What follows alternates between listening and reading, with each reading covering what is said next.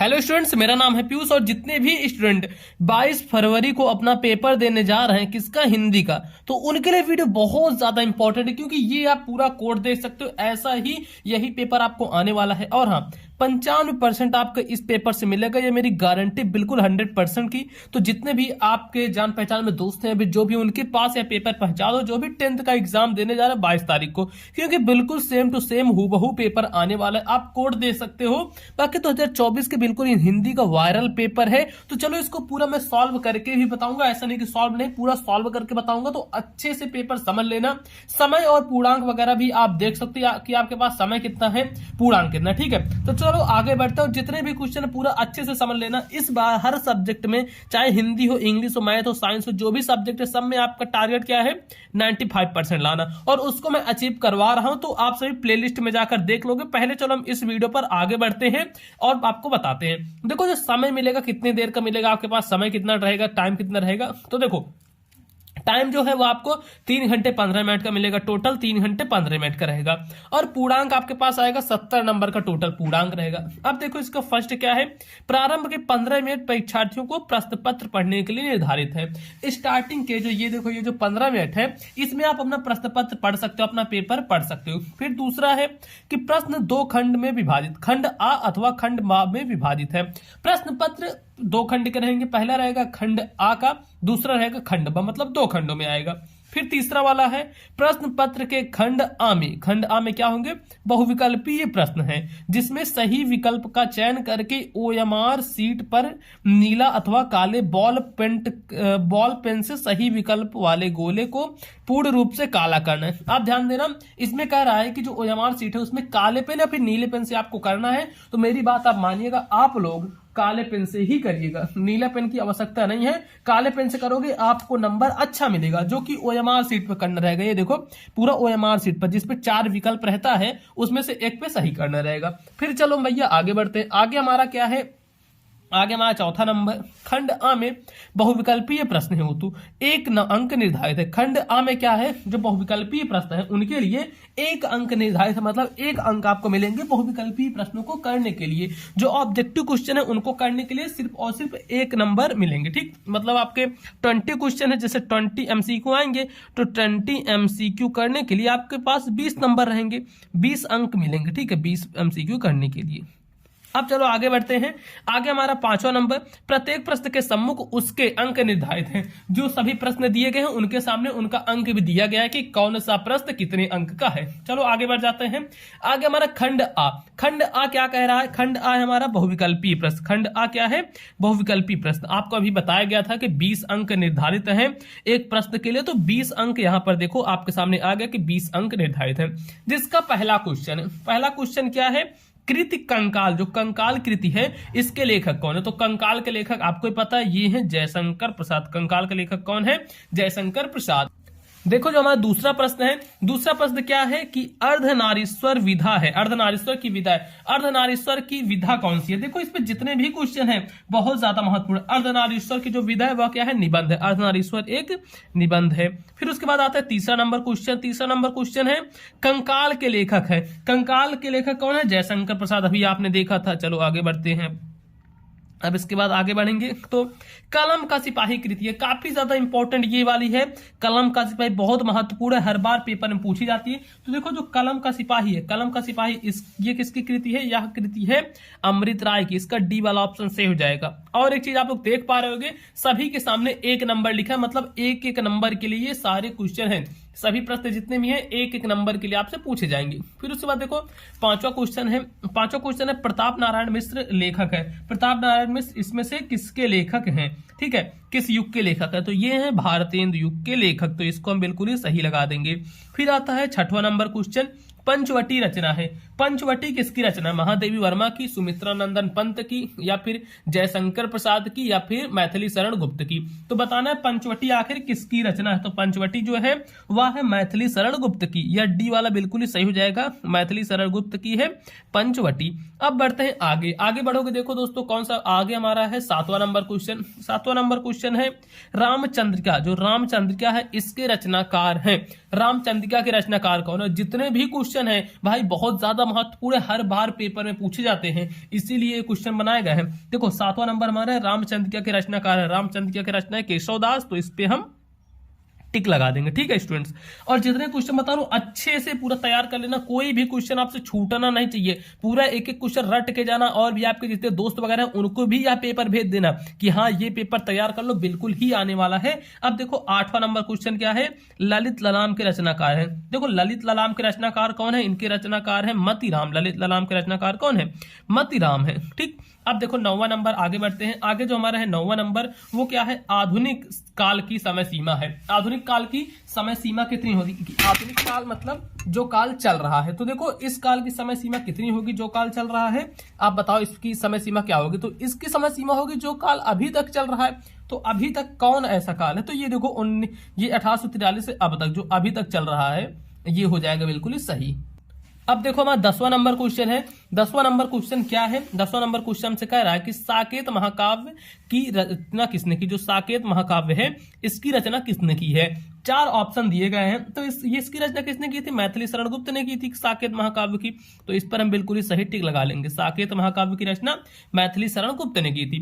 फिर देखो 11 number question, नाना नाना वाहन नाना वेशा बिहसे शिव समाज निज देखा, इसमें कौन सा अलंकार है? इसमें पूछ रहा है कि इसमें आखिर कौन सा अलंकार है? तो सॉरी, इसमें कौन सा रस यहाँ पर रहेगा? अलंकार नहीं, यहाँ पर होगा इसमें कौन सा रस है? तो इसमें जो रस होगा वह होगा रौद्र रस, हास्य रस, करुण रस, वीर रस, तो इसमें होगा हास्य रस। ठीक, ये इसमें हो जाएगा हास्य रस।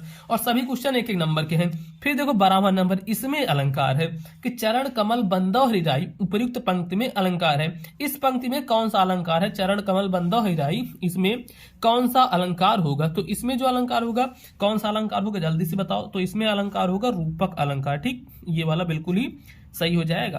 फिर देखो 13 नंबर क्वेश्चन है कि सुनी केवट के बैन प्रेमन लपेटे अटपट बिसे करुणा एन चितई इजान की लखुनतन, इन पंक्ति में कौन सा छंद है? अब इसमें छंद पूछा है, छंद के लिए आपको मात्राएं गिननी पड़ेगी, लेकिन ये आप अगर एग्जाम्पल पता होगा, एग्जाम्पल याद किया तो डायरेक्ट जान जाओगे कि ये आखिरकार ये सोरठा छंद है। कौन सा छंद है? ये सोरठा छंद है। फिर बढ़ते हैं आगे। आगे देखो हमारा 14 नंबर क्वेश्चन। 14 नंबर क्वेश्चन कौन सा है? अनु शब्द में प्रयुक्त उपसर्ग। अब देखो अनु, इसमें उपसर्ग कौन सा प्रयोग होगा? इसमें कौन सा उपसर्ग? यही अनु ही प्रयुक्त है। ठीक, इसमें अनु ही प्रयुक्त है। अब बढ़ते हैं। अब यहाँ पर देखो अनुवाद होना चाहिए, अनुसरण होना चाहिए, इस जगह पर ध्यान देना। देखो अनु वाला, अप वाला, ये सब उपसर्ग प्रत्यय बदल सकते हैं, इतना है। हाँ, उपसर्ग प्रत्यय बिल्कुल बदलेंगे, जरूरी नहीं कि यही आए, और इतना ज्यादा आसान है कि इसको आप तुरंत कर लोगे चाहे जो रहे। अब देखो 15 नंबर जो क्वेश्चन है यह है मैं मूर्ख नहीं हूं, अर्थ के आधार पर वाक्य का भेद कौन सा है? अब कह रहा है मैं मूर्ख नहीं हूं, इसमें कौन सा भेद होगा? तो इसमें ये निषेध कर रहा है, तो निषेधवाचक हो जाएगा बिल्कुल, ये सी वाला बिल्कुल ही सही हो जाएगा। अब बढ़ते हैं आगे। अब देखो आगे बढ़ेंगे, जो हमारा 16 नंबर क्वेश्चन है वो क्या है? त्रिवेणी में समास है, त्रिवेणी में कौन सा समास होगा? त्रिवेणी में समास कौन सा होगा? तो देखो त्रिवेणी 3 बेड़ियों का समूह, अगर ऐसे कह रहा है त्रिवेणी 3 बेड़ियों का समूह, तो इसमें देखो संख्या आ गई, स्टार्टिंग में ही संख्या आ गई, तो कौन सा होगा? या द्विग समास होगा। अब देखो इसके बाद है मछली, मछली का पर्यायवाची है, इसमें से मछली का पर्यायवाची कौन सा होगा? तो जो इसमें मछली का पर्यायवाची है वह होगा मीन, ये वाला सही हो जाएगा, मीन जो है या मछली का पर्यायवाची है। अब इसके बाद देखो 18 नंबर क्वेश्चन पे बढ़ते हैं। 18 नंबर जो हमारा क्वेश्चन है वो क्या है? तो देखो 18 नंबर क्वेश्चन है निम्नलिखित में मिश्र वाक्य है, इसमें मिश्र वाक्य कौन सा है? पहला, अवनी आई और मई पढ़ने बैठ गए, या फिर बच्चे दूध पीकर सो गए, या फिर अध्यापक के सामने सब शांत रहते हैं, जो झूठ बोलते हैं उन पर विश्वास मत करो। देखो इसमें 2 वाक्य है, जो झूठ बोलते हैं उन पर विश्वास मत करो, तो ये वाला बिल्कुल ही सही हो जाएगा, डी वाला हमारा, कि जो झूठ बोलते हैं उन पर विश्वास मत करो, और ये बात तो बिल्कुल सही है, तो इस पर लगा दोगे टिक कि ये आपका 100% सही है। अब बढ़ते 19 नंबर क्वेश्चन पर। 19 नंबर क्वेश्चन, यह मेरा पसंदीदा रेस्तरां है। देखो यह के नीचे अंडरलाइन किया गया है, इसमें पूछ रहा है यह कौन सा होगा? तो ये जो हो जाएगा यह होगा सर्वनाम होगा पहला, तो क्योंकि यह है, यह क्या होता है? सर्वनाम होता है। और निश्चयवाचक होगा, देखते हैं इसमें निश्चयवाचक ये है, और पुल्लिंग एकवचन, हाँ बिल्कुल ये बी वाला सही हो जाएगा। तो इस पर आप लोग टिक लगा दोगे, OMR शीट में भरना रहेगा, भर लोगे। सभी एक एक नंबर के लिए हैं। अब देखो 20वां क्वेश्चन और MCQ का बिल्कुल ही लास्ट, जो कि है 20वां नंबर। भीमार्जुन में समास है, भीमार्जुन में कौन सा समास होगा, भीमार्जुन में कौन सा समास होगा, तो इसमें द्वंद्व समास होगा, भीमार्जुन में द्वंद्व समास होगा। तो आप सभी देख सकते हैं 20वें का ये हो जाएगा सी वाला द्वंद्व समास। ठीक, इतना आपका क्लियर हो गया। अब देखो यहां तक तो आपका खत्म हो गया MCQ क्वेश्चन, जो मल्टीपल चॉइस क्वेश्चन थे MCQ 20 नंबर के, वो खत्म। अब बढ़ते हैं अपने डायरेक्ट जो 50 नंबर का वर्णनात्मक प्रश्न आता है उस पर। तो देखो हमारे पास आ गया डायरेक्ट खंड ब, जो कि है वर्णनात्मक प्रश्न। और खंड ब या कितने नंबर का है वर्णनात्मक प्रश्न, या है टोटल 50 नंबर का, 50 मार्क का पूछा जा रहा है वर्णनात्मक प्रश्न, जो लिखने वाला प्रश्न है। इसमें भी देखो 21 नंबर से क्वेश्चन शुरू है। अब ये क्या है कि निम्नलिखित गद्यांश पर आधारित दिए गए प्रश्नों के उत्तर दीजिए। काफी ज्यादा महत्वपूर्ण गद्यांश है, इनको आंख मूंद कर चले जाना, याद कर लेना, बस आप यही करके आओगे, आपको पूरे नंबर मिलेंगे। ठीक, इतना अच्छे से तैयार कर लेना। कुछ दूसरा भी आ जाए फिर भी आप यही लिख दोगे, फिर भी नंबर मिलेगा, क्योंकि ये सब ऐसे गद्यांश है जो कि हर बार रिपीटेड गद्यांश होते हैं, वो है।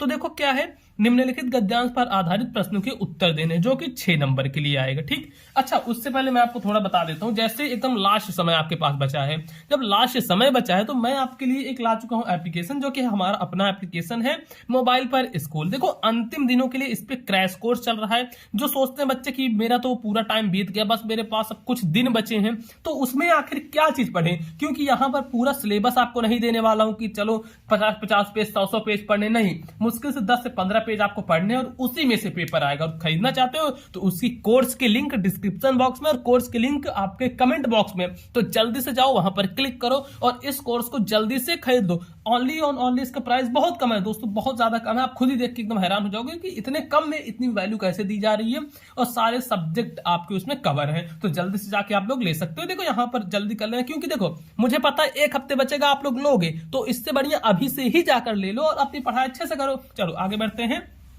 जो ये है, विश्वासपात मित्र जीवन की एक औषध है। हमें अपने मित्रों से यह आशा रखनी चाहिए कि वे उत्तम संकल्पों से हमें दृढ़ करेंगे, दोषों और त्रुटियों से हमें बचाएंगे, हमारे सत्य, पवित्रता और मर्यादा के प्रेम को पुष्ट करेंगे। ये वाला जो गद्यांश है इसको तैयार कर लेना। और देखो अथवा में करके है, अथवा में कौन सा गद्यांश है, अथवा में है मैं ब्राह्मणी हूं। ये किसका, ये ममता पाठ से लिए गए। कौन से पाठ से लिए गए हैं, ये ममता पाठ का। तो इसमें भी सेम चीज है, जैसे गद्यांश के पाठ और लेखक का नाम, पाठ का नाम है ममता, लेखक का नाम है जयशंकर प्रसाद। तो इतना हो गया। अब बढ़ते हैं हम आगे। देखो अब आगे बढ़ेंगे पद्यांश पर। देखो जो हमारा 22 नंबर क्वेश्चन है, दिए गए पद्यांश पर आधारित प्रश्नों के उत्तर दीजिए। कितने नंबर का, 6 नंबर का है। इसके एक एक क्वेश्चन 2 नंबर, ये भी 2 नंबर, ये भी 2 नंबर के हैं। जैसे उधो मन न भय 10-20, एक हुतौ सो गयो श्याम संग, कौ और आयो ईस, इंद्रिय शिथिल भई के सो बिन, ज्यों देहि बिन शीस, आशा ला की रहित तन स्वासा, ऐसा कुछ करके है। तो इसको आप पढ़ लेना। और देखो इसी में एक है अथवा करके, चाहे वो वाला करो चाहे ये वाला, दोनों है 6 नंबर के लिए। अब दोनों मत करने लगना कि आप सोचो कि दोनों कर लेंगे तो आपको 12 नंबर मिल जाएगा, ऐसा नहीं होगा। ठीक है, ऐसा बिल्कुल भी नहीं होगा। तो एक ही इसमें से करना है। अब देखो उसके बाद 23 नंबर क्वेश्चन। 23 नंबर क्वेश्चन क्या है, 23 नंबर क्वेश्चन है कि दिए गए संस्कृत गद्यांश में से किसी एक का संदर्भ सहित हिंदी में अनुवाद कीजिए, जो कि है 5 नंबर के लिए। ठीक है, इसमें से ये जो संस्कृत गद्यांश है, इसमें से किसी एक का, 2 गद्यांश दिए गए अथवा में करके, दूसरा है संस्कृत वाला। इसमें से किसी एक का संदर्भ लिखना है, संदर्भ में पाठ का नाम लिखना और उसका हिंदी में अनुवाद करना है। आपको बहुत अच्छे नंबर मिलेंगे, 5 नंबर बिल्कुल यही सब आएगा। अब बढ़ते हैं आगे। देखो हमारा आगे जो नेक्स्ट है, एक ये वाला ये संस्कृत का गद्यांश दिया गया है, तो इसमें से कोई सा भी आप एक कर सकते हो। फिर है 24 नंबर क्वेश्चन। देखो 24 नंबर क्वेश्चन क्या है, दिए गए संस्कृत पद्यांश में से किसी एक का संदर्भ सहित हिंदी में अनुवाद करना है। संस्कृत पद्यांश में किसी एक का संदर्भ सहित हिंदी में अनुवाद करना है, जो कि कितने नंबर, 5 नंबर के लिए पूछा जाएगा। एक देखो ये है संस्कृत का पद्यांश, दूसरा ये है। अब ये देखो अथवा में करके है। ठीक, इन दोनों में से कोई भी कर सकते हो, 5-5 नंबर के लिए है। काफी ज्यादा महत्वपूर्ण है, काफी ज्यादा IMP है, वेरी वेरी मोस्ट इंपॉर्टेंट है। अब बढ़ते हैं अपने आगे। पूरा पेपर को अच्छे से तैयार करके चले जाना, जो चीजें आपको बता रहा हूँ आपके पूरे पेपर में यही आने वाला है। देखो 25 नंबर जो क्वेश्चन है वो क्या है, 25 का फर्स्ट है, मुक्तिदूत खंडकाव्य के नायक का चरित्र चित्रण कीजिए। फिर है मुक्तिदूत का, उसके बाद है ज्योति जवाहर का, फिर है अग्र पूजा का। देखो आपके जिले के हिसाब से ये इंपॉर्टेंट है। फिर जैसे है यहाँ पर मेवाड़ मुकुट, फिर है जय सुभाष। ठीक, अब इसके बाद देखते हैं, इसके बाद देखो जो हमारा है ये क्या है, मातृभूमि के लिए खंड काव्य का करना है, फिर उसके बाद कर्ण खंड काव्य, फिर है कर्मवीर भरत, फिर है तुमुल। ठीक, ये जो है इन सभी का क्या करना है, चरित्र चित्रण करना है। फिर बढ़ते हैं 26 नंबर क्वेश्चन। देखो जो हमारा 26 नंबर क्वेश्चन है ये क्या है, ये भी काफी ज्यादा इंपॉर्टेंट है, काफी ज्यादा महत्वपूर्ण है। ये क्या है कि दिए गए 26वां है, 26 का वाला है, दिए गए लेखकों में से किसी एक का जीवन परिचय लिखते हुए उनकी एक प्रमुख रचना का उल्लेख करना है, जो कि कितने नंबर के लिए आएगा दोस्तों, 5 नंबर के लिए पूछा जाएगा जीवन परिचय। और ये तीनों जीवन परिचय आंख बंद करके तैयार कर लेना है और 100% इसी में से आएगा, इससे बाहर नहीं आने वाला है।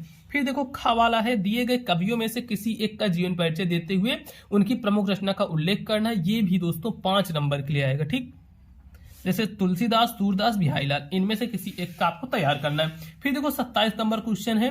27 नंबर जो क्वेश्चन है कि अपनी पाठ्य पुस्तक में से कंठस्थ कोई एक श्लोक लिखिए जो कि इस प्रश्न पत्र में ना आया हो। ये श्लोक आएगा 2 नंबर के लिए आएगा, इसको अच्छे से तैयार कर लेना। अब बढ़ते हैं 28 नंबर क्वेश्चन पर। देखो हमारा 28 नंबर क्वेश्चन क्या है, यह है निम्नलिखित में से किन्हीं 2 प्रश्नों के उत्तर संस्कृत में दीजिए। देखो संस्कृत में प्रश्नों के उत्तर देने हैं और ये एक 2 नंबर के लिए आएगा। जो संस्कृत का प्रश्न उत्तर है 2 नंबर के लिए। पहला क्वेश्चन है वाराणसी नगरी केषां संगम स्थली अस्ति। फिर दूसरा है भारतीय संस्कृते मूलम किम अस्ति। फिर है कुत्र मरणम मंगलम भवति। फिर है चंद्रशेखर का आसीत। ठीक, ये 4 क्वेश्चन है। 4 में से कोई भी 2 प्रश्न, कोई भी 2 क्वेश्चन आपको करने हैं, काफी ज्यादा महत्वपूर्ण। उसके बाद बढ़ते हैं 29 नंबर क्वेश्चन, जो कि है कि किसी भी एक विषय पर आपको निबंध लिखना है। इसमें से कोई भी एक विषय पर निबंध लिखना है। अच्छा एक चीज आपको बता दूं, जैसे बहुत सारे लोग को दिक्कत होती है जब कमेंट करते हैं तो उनका रिप्लाई नहीं मिल पाता, क्योंकि भाई जाहिर सी बात है जब इतने सारे कमेंट आएंगे तो कहां से मैं रिप्लाई कर पाऊंगा। तो इसीलिए मैं आपके लिए लेकर आ चुका हमारी इंस्टाग्राम आईडी, जो कि है पीयूष मौर्य 1001। इस पर क्लिक करके जल्द से जाओ फॉलो कर लो। डिस्क्रिप्शन बॉक्स में इसकी भी आईडी है, नहीं तो आप सर्च कर लेना पीयूष मौर्य 1001, आपके सामने आईडी आ जाएगी, तो जल्दी से आप फॉलो वगैरह कर लो। ठीक है, आपको वहां पर भी काफी चीजें मिलेंगी। अब देखो बढ़ते हैं 29 नंबर, निम्नलिखित में से किसी एक विषय पर निबंध लिखना है, जो कि है 7 नंबर के लिए। पहला देख लो आतंकवाद कारण एवं निवारण। फिर दूसरा है वृक्षारोपण। तीसरा है मेरा प्रिय कवि। चौथा है नारी सशक्तिकरण। काफी ज्यादा इंपॉर्टेंट ये सभी निबंध हो जाते हैं। फिर आता है 30वां नंबर क्वेश्चन। देखो 30वां नंबर क्वेश्चन क्या है, ये 30वां नंबर है एक पत्र लिखने का, नया टॉपिक जुड़ा है और कितने नंबर के लिए, 4 नंबर के लिए। शुल्क मुक्ति हेतु अपने विद्यालय के प्रधानाचार्य को एक प्रार्थना पत्र लिखना है। शुल्क मुक्ति हेतु क्या करना है, अपने विद्यालय के प्रधानाचार्य को एक प्रार्थना पत्र, जैसे इंग्लिश में एप्लीकेशन लिखते हो, या फिर अथवा बिजली समस्या के निराकरण हेतु अपने जिले के बिजली विभाग को एक शिकायती पत्र लिखिए। ये आपको पत्र लिखना है। ये कितने नंबर के लिए, 4 नंबर के। तो टोटल देखो 70 नंबर का आपका पेपर मैंने बता दिया। अब इसी प्रकार आपका इंग्लिश, मैथ, जितने भी सब्जेक्ट हैं सब की अलग अलग प्लेलिस्ट बनी हुई है, तो उसमें जाकर आप पढ़ाई कर सकते हो। हर सब्जेक्ट की वहां पर वीडियो मिल जाएंगी। बाकी इस पेपर को तैयार करके चले जाना। ऐसे टिप्स और ट्रिक्स के लिए और भी चीजों के लिए चैनल को सब्सक्राइब कर लो, वीडियो को लाइक करना जल्दी से, और हाँ अपनी स्टडी अच्छे से करते रहो।